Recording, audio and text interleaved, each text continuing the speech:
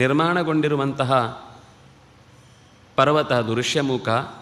ಶಯಾನಃ ಪುರುಷೋ ರಾಮ ತಸ್ಯ ಶೈಲಸ್ಯ ಮೂರ್ಧನಿ.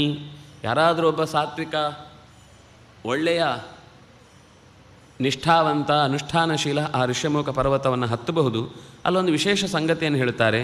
ಯಾರು ಪುರುಷ ಒಬ್ಬ ವ್ಯಕ್ತಿ ಅಲ್ಲಿ ಹೋಗಿ ಶೈಲಸ್ಯ ಮೂರ್ಧನಿ ಬೆಟ್ಟದ ತುದಿಯಲ್ಲಿ ಮಲಗ್ತಾನೆ, ಯತ್ಸ್ವಪ್ನೇ ಲಭತೆ ವಿತ್ತಂ, ಅವನ ಅಕಸ್ಮಾತ್ ಅವನಿಗೆ ಕನಸಿನಲ್ಲಿ ಸಂಪತ್ತು ಸಿಕ್ಕಿದ ಕನಸನ್ನು ಆತ ಕಂಡ ಅಂದರೆ ತತ್ ಪ್ರಬುದ್ಧೋಧಿ ಗಚ್ಚತಿ.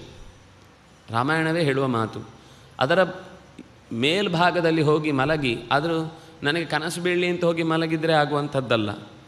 ಅಲ್ಲಿ ಏನಾದರೂ ವಿಶಿಷ್ಟವಾದ ಅನುಸಂಧಾನ ಧ್ಯಾನ ಇತ್ಯಾದಿಗಳನ್ನು ನಡೆಸಿ ಅವನು ಮಲಗಿದಾಗ ತಾನಾಗಿ ಬಿದ್ದ ಕನಸಿನಲ್ಲಿ ಅವನಿಗೆ ಸಂಪತ್ತು ಕಂಡಿತು ಅಂದರೆ ಎದ್ದಾಗ ಆ ಎಲ್ಲ ಸಂಪತ್ತನ್ನು ಆತ ಪಡೆದೇ ಹೊರಗೆ ಬರ್ತಾನೆ. ನತ್ವೇನಂ ವಿಷಮಾಚಾರ ಪಾಪಕರ್ಮಾಧಿರೋಹತಿ.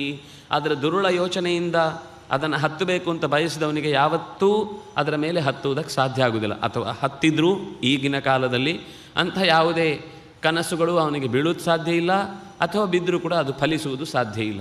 ಆದರೆ ಒಬ್ಬ ಸಾತ್ವಿಕನಾದವನು ಅಂತರಂಗದ ಸಾಧನೆಗಾಗಿ ಏರಿ ಅಂತಹ